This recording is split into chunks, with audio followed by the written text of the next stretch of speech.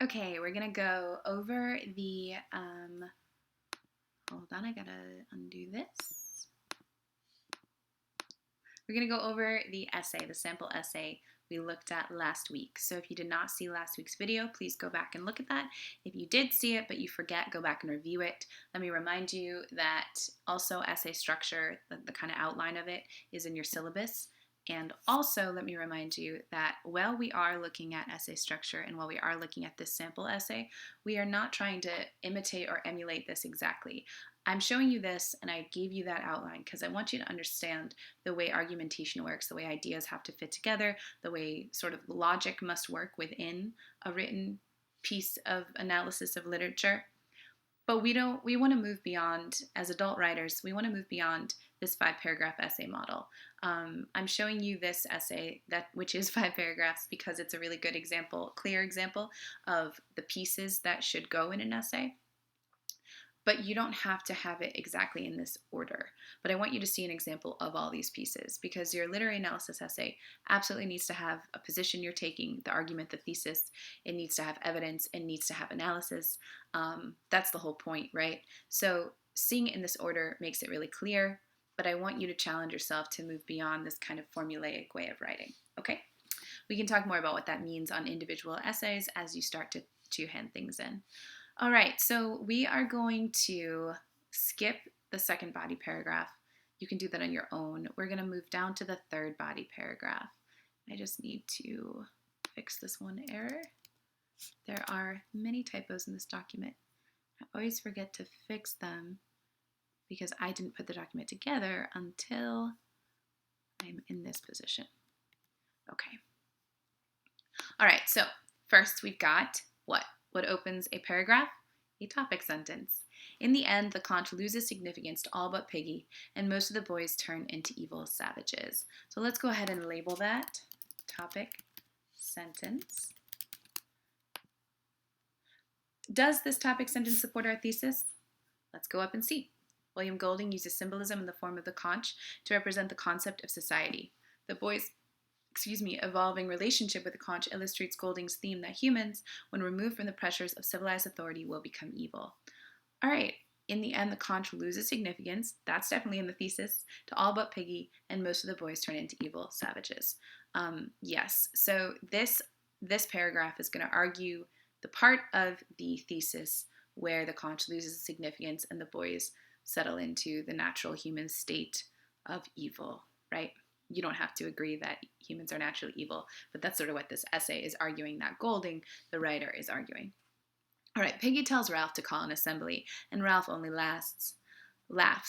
Finally, after Piggy's glasses are stolen, he tells Ralph, "Blow on the conch, blow as hard as you can." The forest echoed, the birds lifted, crying out of treetops as on the first morning ages ago. All right, so what do we have here? We've got this little setup, right? We call that context, where the writer of this essay is telling us what happens before the evidence they're going to use. Let me give you a quick mini lesson here. All right, when you have a quotation within a quotation, you use a single set of marks around the quotation and a double on just the outside of the beginning of the quotation. We'll go over that more in the future when you start writing your essays. So this would be, all of this is evidence, right? We know that after evidence must come analysis and interpretation. So let's read this section and see if we can pull apart analysis, interpretation, and by the way, this is all your second piece of text evidence. So in this section, there must be analysis and interpretation of that first piece of evidence, but then also context to set up our next piece of evidence. So let's dissect this. Piggy believes that the authority of the conch will once again bring the boys together, but only 4 boys meet in the assembly. The rest have joined Jack's savage tribe. The goal of their last assembly is to get Piggy's glasses back from Jack. Therefore, the assembly moves to Castle Rock, where Roger, the torturer and executioner of Jack's group, rolls a boulder off the mountain and puts an end to the conch and its one true supporter. Trigger warning, there is death in this quotation.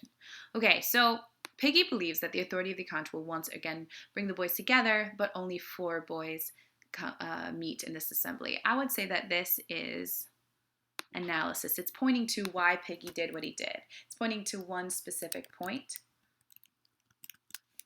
And I kind of want to say that this is interpretation because it's telling us why that matters, because what Piggy expects to happen doesn't happen.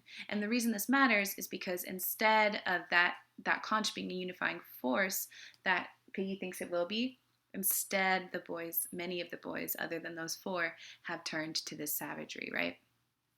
I would say that actually all of this, come on, I don't want you there. Let me do it this way.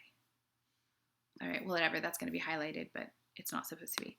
All of this is context. Now, what do you notice about this context?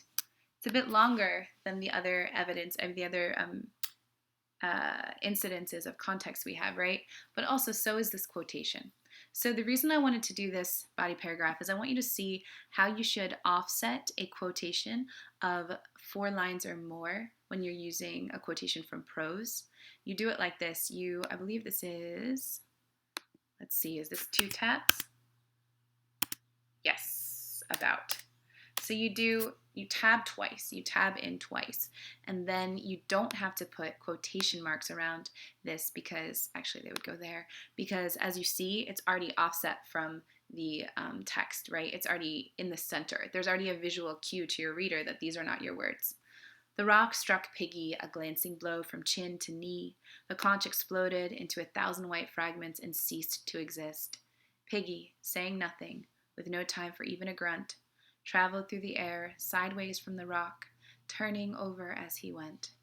Piggy fell 40 feet and landed on his back across the square red rock in the sea. His head opened and stuff came out and turned red. So sad. Poor Piggy. This is evidence 2. It is fitting here that the destruction of the conch accompanies the boy's first intentional act of murder. Right? What is this? This is analysis. It's pointing specifically to that one piece, right? It's also giving us a bit of interpretation. Well, it's telling us that something matters, right? It's fitting. Thus, their final descent into evil is complete.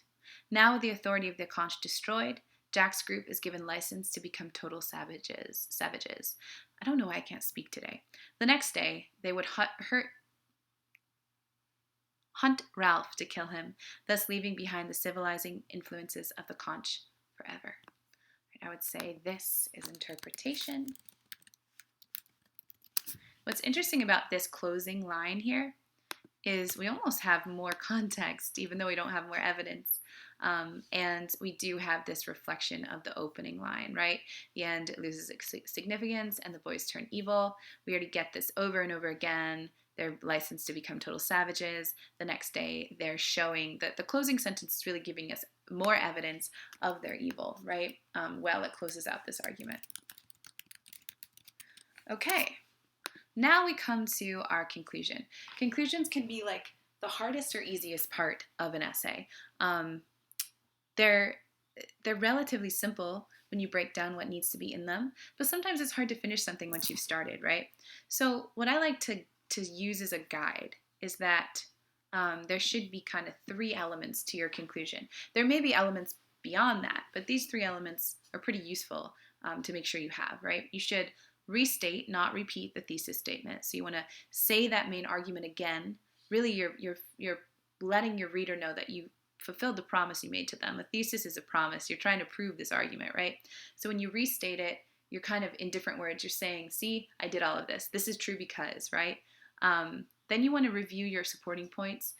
The supporting points are those those topic sentences. So again, just like restating, in different words, you're going to review those points. And then you want to, or you can, relate to the world, right? So as I said in last week's video, an essay is really the shape of an hourglass. It starts very broad. Your attention getter or your hook is like kind of a big idea that pulls in attention, right? And pulls in readers. But then you focus your energy and your intellectual interest on one argument, right? The thesis is the most narrow part of, well, the thesis and the body where you're arguing the thesis and proving the thesis is narrow, right? But then as you come to your conclusion, you broaden your attention again. You're really expanding you're making more general statements. Sometimes, a side note, both hooks and relating to the world can get kind of tiresome and like a little bit, it just kind of seems cliche. If you find that in your writing, abandon both. You really don't need them to make your argument. So a hook and a relating to the world are not necessary for an essay. They are useful embellishments to open and close with.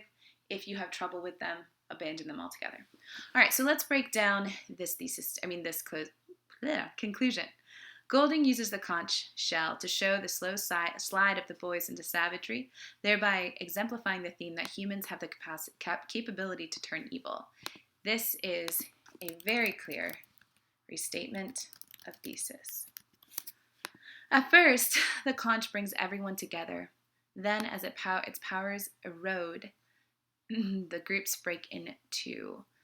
Finally, the destruction of the conch signals the plunge into total savagery. So these two sentences are your reviewing of your supporting points. Even though we didn't read body paragraph 2, it's the power eroding, the groups breaking into two. That's the topic sentence for body paragraph 2. By following the role of the conch in the story, we see Golding use it to unify the central events of the story around his theme of inevitable evil. Golding is an artist, not a philosopher, but through his art, he answers the question debated for centuries by philosophers: is man innately evil? According to Lord of the Flies, he is. So you see this, we've got this broadening of perspective, this kind of widening of things. This is what I would call relate to world.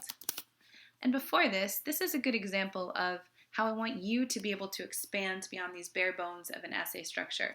Like, I don't really have a thing to call this, but it's necessary and useful for this conclusion, right? It's reminding us of the analysis and all the intellectual work the author put into the essay. All right, I think that's all I have to say to you. I will upload this document as well. And review last week's video, please.